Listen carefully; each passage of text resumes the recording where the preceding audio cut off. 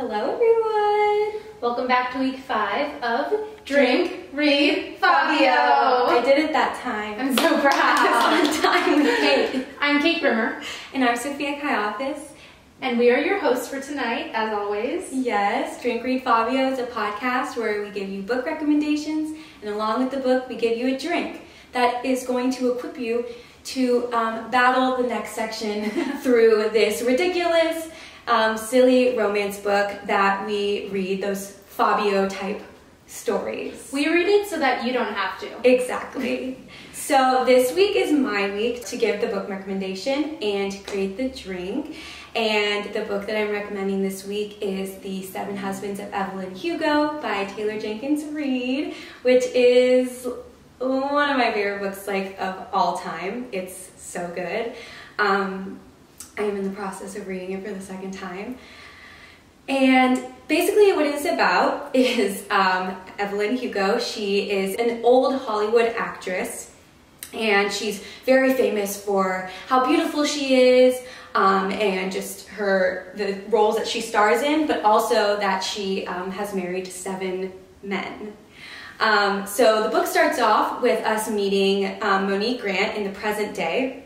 And she is not a big writer, but she is asked by Evelyn Hugo's team to write for her. And we don't know what yet. She thinks it's just a story about this dress auction she's doing. And Monique shows up, and Evelyn is like, okay, I want you to write the story of my life. And Monique is like, what? Me? Why? And she's like, once I tell you my story, you will realize why, but I want you to do this. And she hasn't told anybody her story ever, so this is a huge deal that is the one that she chose to do this. And so the book goes through basically from start to finish of Evelyn's career, and we learn about her entire life, and it touches on the issues with gender equality, not being equal in old Hollywood, sexuality, race, and it's just such a good story. The ending will make you cry, but it's such a good book. It is such a good book. There's so many twists and turns, and it really takes you through a whole journey that you don't expect from just reading the first couple chapters, which I love. Yeah, and all the characters are so lovely. Evelyn's not particularly likable, but you learn to love her through her story. And then you find out why Monique is writing it. Yeah. And it's crazy! So you guys have to read it. We're going to be creating a green sour apple drink today because Evelyn's signature color is green. So we are going to start off with our shaker. She's back again. Okay. So first we are going to do 2 ounces of this sour apple liqueur. And you want the green one, of course. So hopefully it's not too sour. So we just put 4 ounces, but that's for the both of us. And now we're gonna do 2 ounces of vodka. Well, each. I look like such an amateur pouring this. No, we're actually doing a lot better than we have been. That was 3, right? Yes. I think we've been improving on our pouring. It helps having this. We haven't spilt anything. Set. Yes, it does. We haven't spilt anything on the table yet. I just spilled a little bit. Never mind. Okay, and then 1 ounce of apple juice each. And then half an ounce, which I think is this guy. Oh. Yes, it's that guy. Of lemon juice. Okay, now we shake a.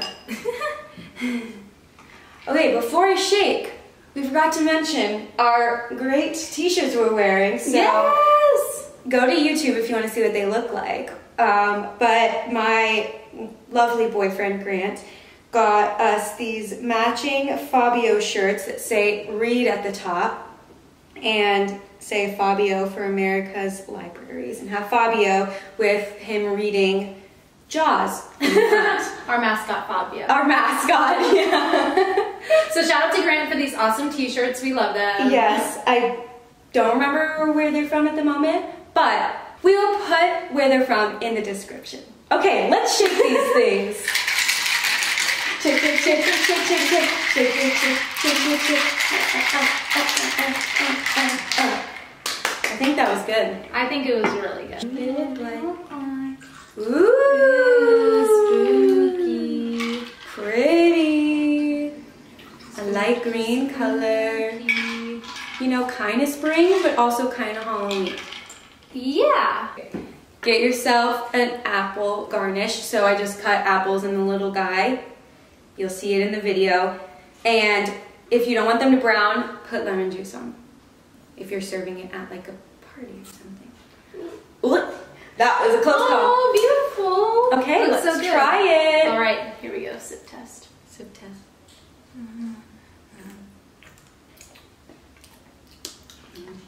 It tastes like a green Jolly Rancher. Yeah. It's strong He's though. strong, boy. She's strong, so this is a sipper. This is a sipper, boy. I feel like I want a separate glass to pour this in so I don't have to worry every time I don't get martini glasses. We have to go like this. Yeah, we'll be like dogs. Lean over. That can be our thumbnail. Oh yeah, you don't like sour candies. I hate sour candy. So honestly, this is not a good drink for you. Not a good drink for me. But She's like, I'm like hiding my cringe. Yeah, I forgot you hate sour things. I okay. love sour candies, so this is good for me, but... All right, are we ready? Yes, we are ready. Let's get into it because let me tell you, this one was a roller coaster. Let me show you the cover first, which is super fun. This week, I chose One Indecent Night. Yes. The cover is a lovely man with his dress shirt unbuttoned with a tie wrapped or draped around his shoulders. Yes. Yes, One Indecent Night. Bye. By A.M. Hargrove.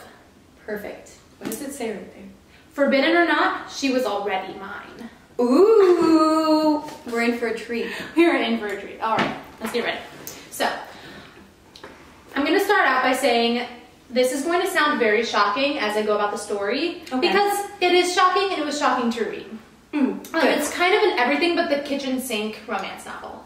Also, I just want to point out before we start that there were 10 sex scenes in the whole book. 10. Jesus Christ. Which I think is the most I've ever read. And they weren't good. They weren't even good. Okay, like, tell us a little bit. Like, why weren't they good?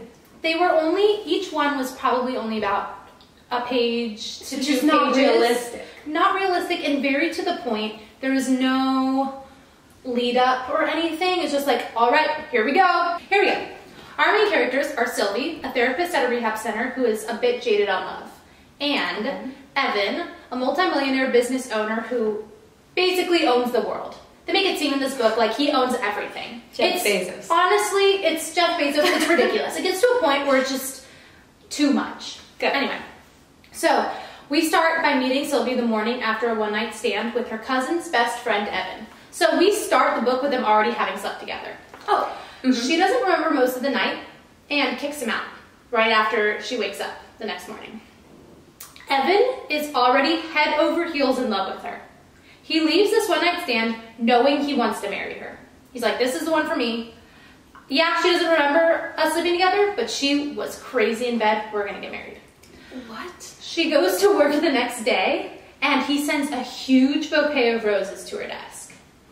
And her first instinct was like, whoa, this is crazy, and ignores all of his calls because he keeps calling her work. He doesn't have her phone number, so he just keeps calling her workplace. And she tells her receptionist, don't answer, I'm ignoring him. And every day sends her another fancy gift. to her desk every single morning. It's like 50 Shades of Grey. Yes. And after a week of her not responding, her receptionist refuses to hang up on him. And so she finally has to talk to him, where he asks her on a date, and she accepts because he says the only way you're getting your underwear back from that night is if you go on this date with me. Okay, I would be like, I don't really want my underwear. You can keep it. I don't care. So she agrees. Oh, big deal, big deal. She needs that underwear. It's her favorite pair. Exactly. From Victoria's Secret, okay? So they go on their first date. He sends her a huge box of expensive lingerie underwear right before they go to be like, here's your underwear back and more. Wink, wink. Okay. Picks her up in a limo. Takes her to a super... Like prom. Yes. He rides around in a limo with a driver. Everywhere. Everywhere. That's how he gets around. Car. Yes. That's how he gets around. He calls his driver. Okay, good. And takes her to a super exclusive restaurant that he owns. Then they go out to drinks after to the club that he owns. Okay. Sure. Then at the end of the night, he asks her to go back with him to his place, which she declines. She's like, it's not time yet, but I had a wonderful night. Okay, good for you, girl. Yes. So, remember when I said that Evan is the best friend of Sylvie's cousin? Mm-hmm. Sylvie and her cousin are very close. Girl cousin? Boy cousin. Okay. Boy cousin. His name is Pearson.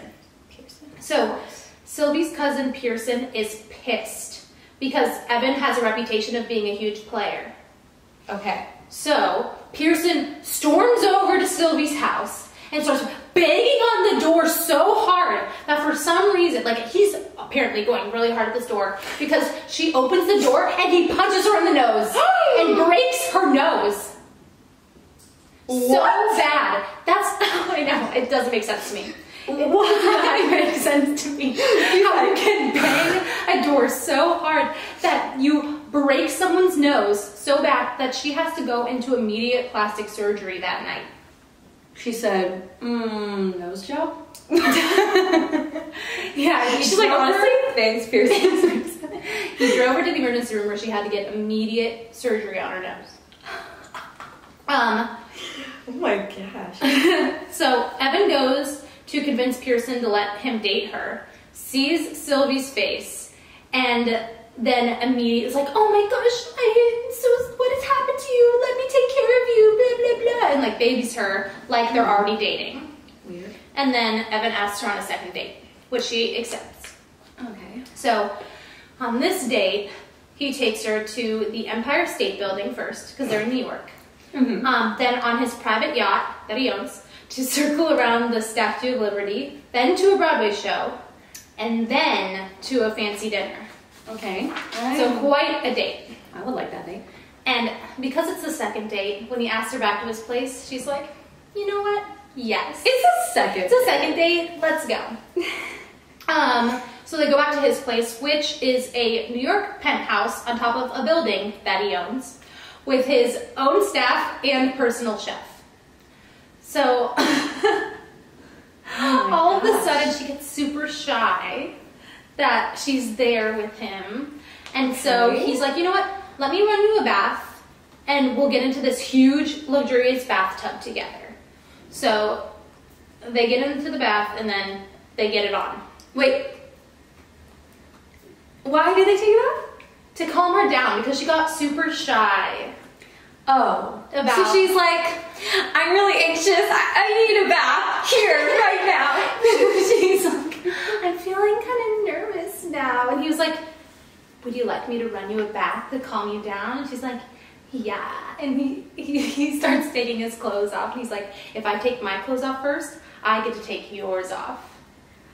Did he just assume that she wanted him to get in the bath with her? She's like, no, I just want to do this alone. She's like, I'm this fancy She was into it, so whatever. You know. Okay. So after this wonderful date, they sleep in his bed together. They wake up the next morning, and he asked her to go on vacation with him to his tropical island for Thanksgiving. Okay. And she says yes, but he needs to meet her parents first. because her parents are going to be really upset that she's not there for Thanksgiving. Sure. So they first go to Sylvie's parents' house, and both parents are super nice, but Sylvie's mom seems kind of forgetful and off, which is kind of weird. And then after, they go and meet Evan's parents, and they also approve. Okay. So after they meet the parents, she sleeps over the night before the trip so that they can go to the airport together. They go to his private jet, where they then join the Mile High Club. Oh. And their vacation is basically a dream of Evan being super rich and them having sex. Okay, good. Yeah. So, they come back, everything's wonderful. And then right after dropping her off at her place, he calls her saying he already misses her, he professes his love to her, asks her to move in with him, and basically proposes. Already? Yeah. 2 dates and a trip. And he says, move in with me. And I'm in love with you. Also, I'm going to marry you.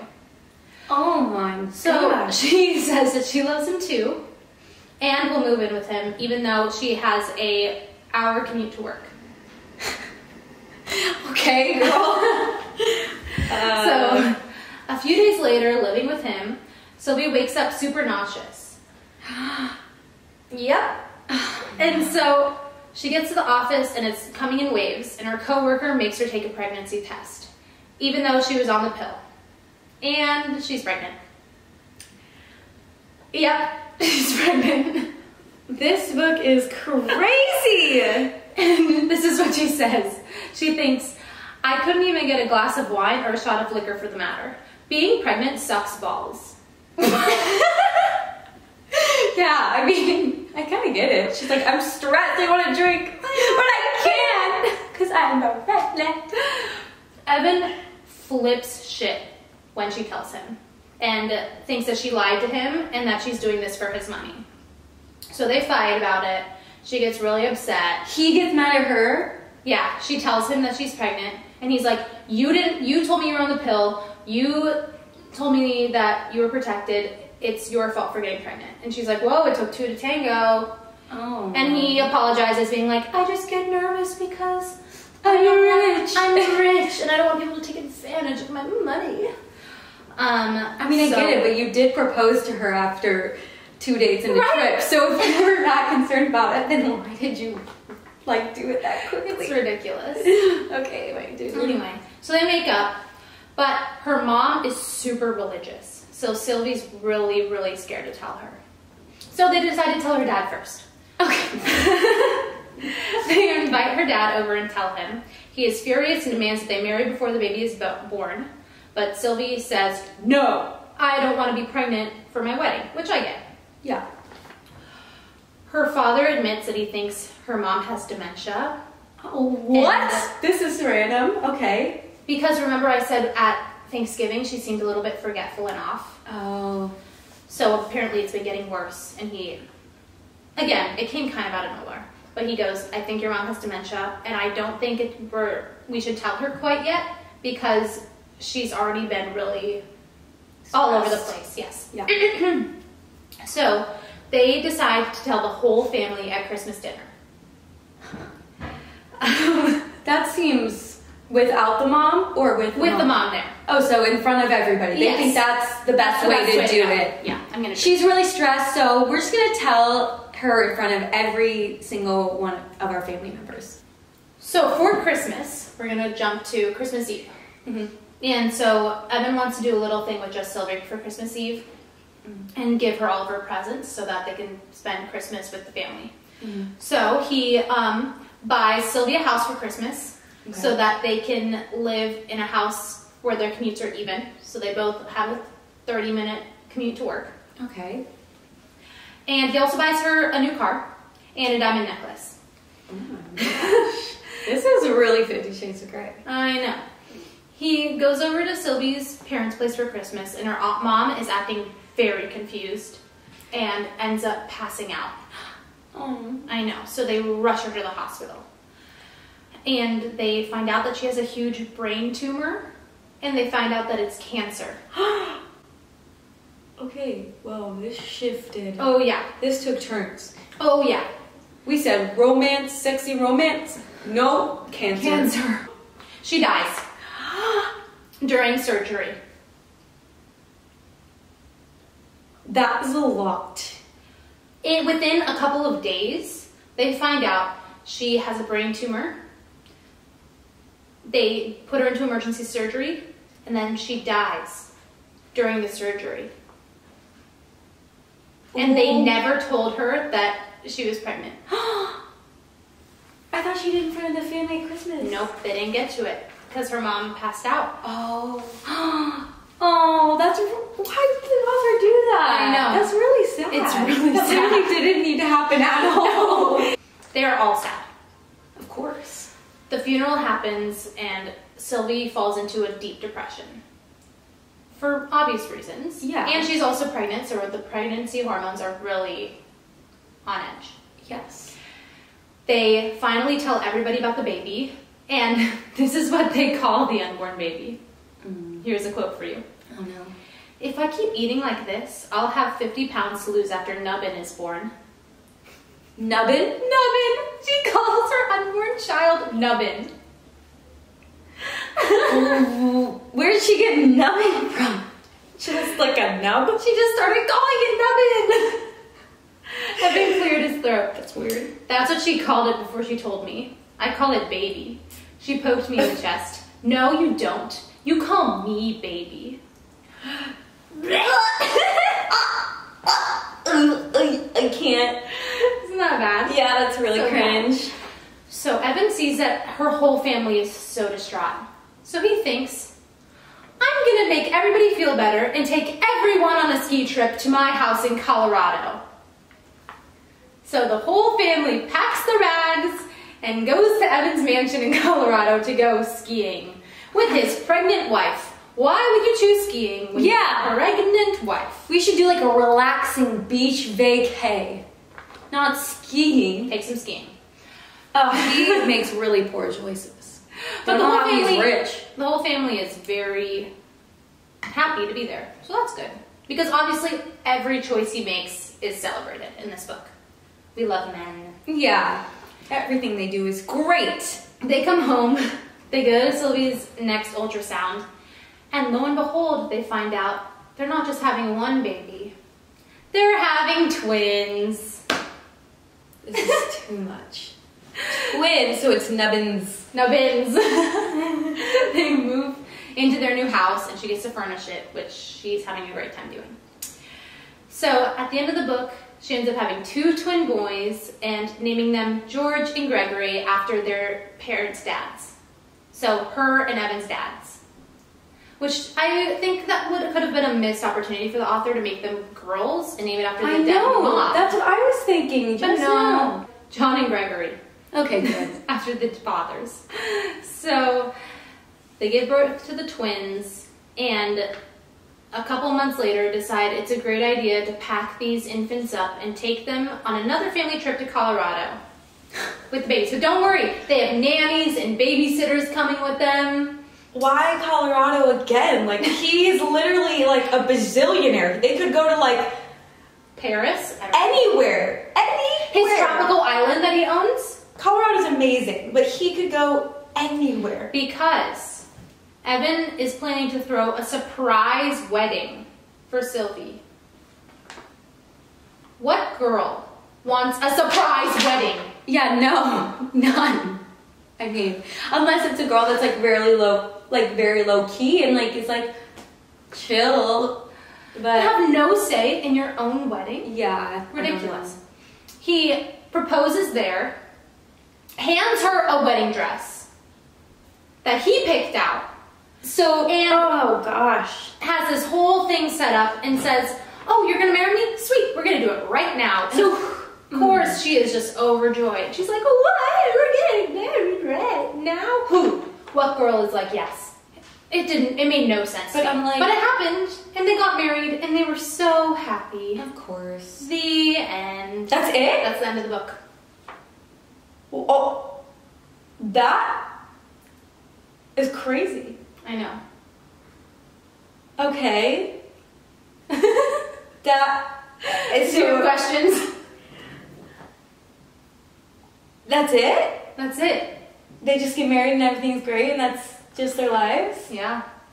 When I'm telling you there was zero description in this book, I don't know. Actually, I do know how they got to 500 pages. Yeah, why is it so chunk? 400, it's 400 pages. But still, they got to this much because of all the twists and turns. All the crazy twists and turns. But each twist and turn was like 3 or 4 pages. 5. There's no descriptions. And nothing was ever too deep.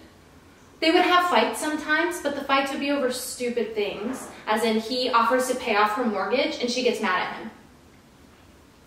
He's like, I'm going to cover your mortgage. She's like, why wouldn't you think that I could pay my own mortgage? I can pay my own mortgage. Why are you upset with me? But she's okay with him planning the whole wedding and picking out her dress and all of it? Like, right?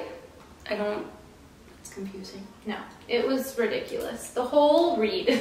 This is what the dad said at the funeral. This is the only part that almost made me cry. Aww. Almost. The only meaningful. The only meaningful part. The husband of the wife said, "The day you left me, Cindy, my heart cracked in two. One half will always be missing because it went to heaven to be with you." But isn't that sweet? Yeah, that is very sweet. Sad.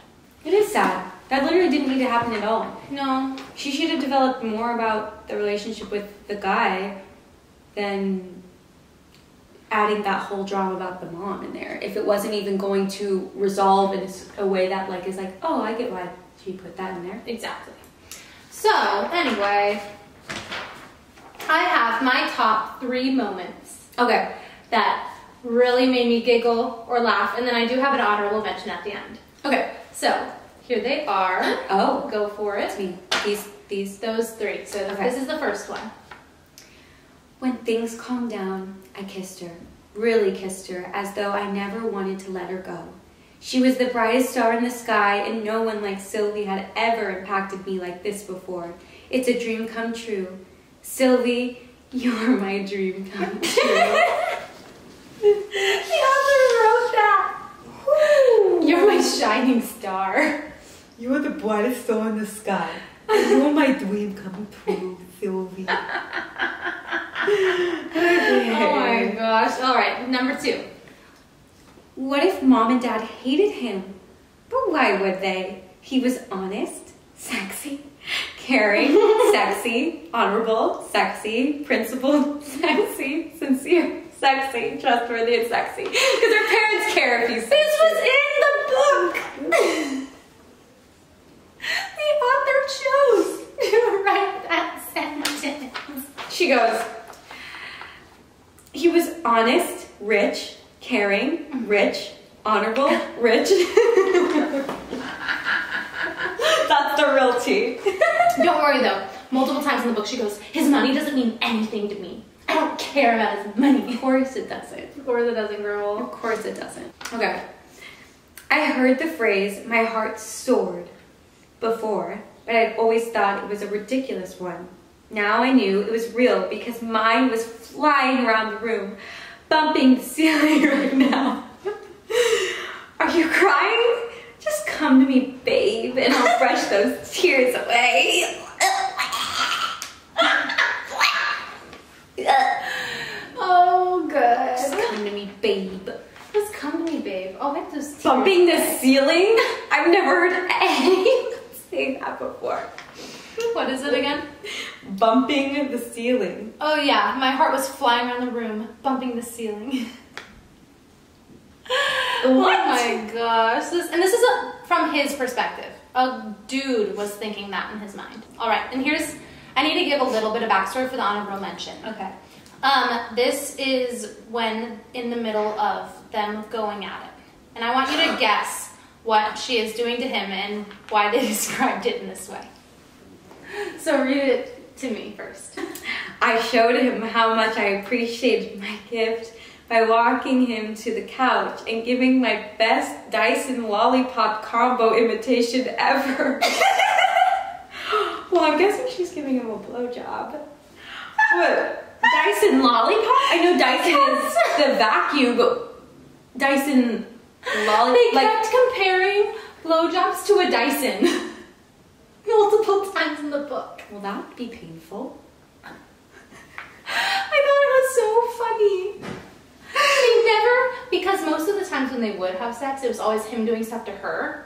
And anytime she'd do anything to him, it was one sentence, and it was something with the word Dyson in it.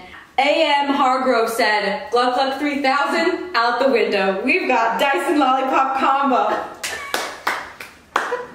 I thought that was so funny. She's like, They would go take a vacuum and take me sucking on the lollipop. Bam. that's it. That's the trick. That's what you gotta do. That's what you gotta do. They would go into detail about the things he would do to her, and then that was it for him.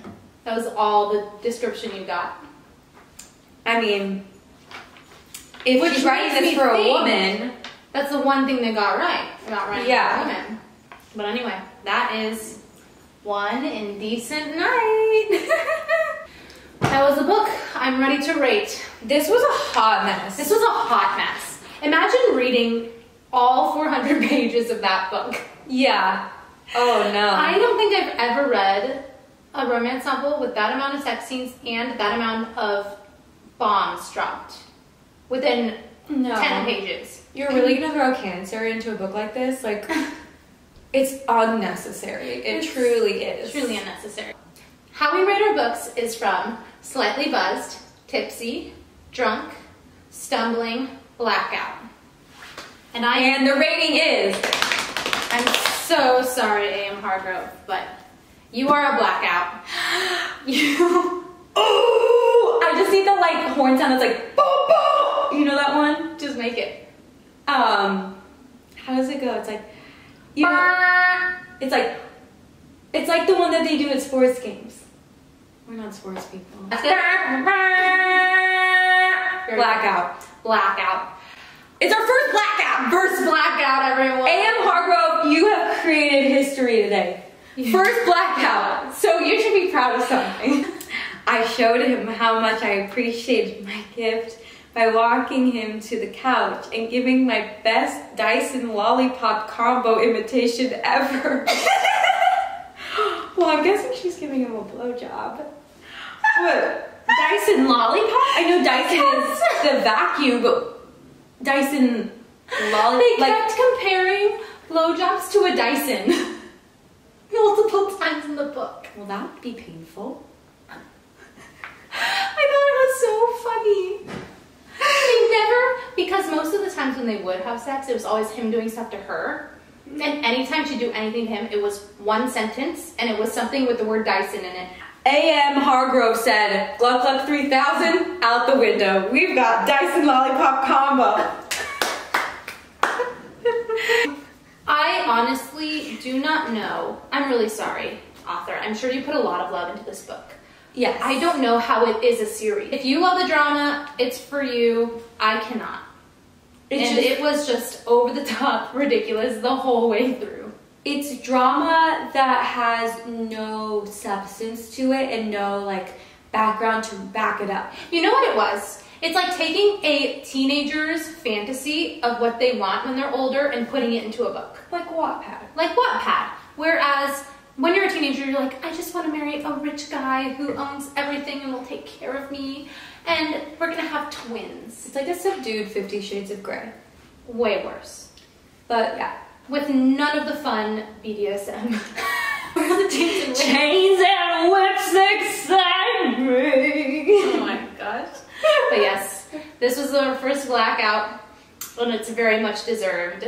Yes. I hope you guys enjoyed that telling of One Indecent Night. Yes. It was quite a whirlwind, and I read it, so you do not have to. I enjoyed that because my face the whole time. Go check out the YouTube because I'm just like flabbergasted. Truly. Mm-hmm. So I'm still like, I can't process this book. Well, all right, guys. Go check out The Seven Husbands of Evelyn Hugo. Please, it's so good. So good. And check out our Instagram and our TikTok. Subscribe to our YouTube and our podcast. Give us some likes, you know, all that jazz. Rate us. Maybe give us some 5 stars. I mean, I think it's worthy. We have fun, so we hope you guys have fun. Yes, I hope you guys had a drink with us and enjoyed that telling. And we cannot wait for next week. It's Sophia's turn again. Yes. So excited. So excited. It's gonna be fun. All right. We'll see you next week On Drink Read Fabio. Goodbye. Bye, you guys.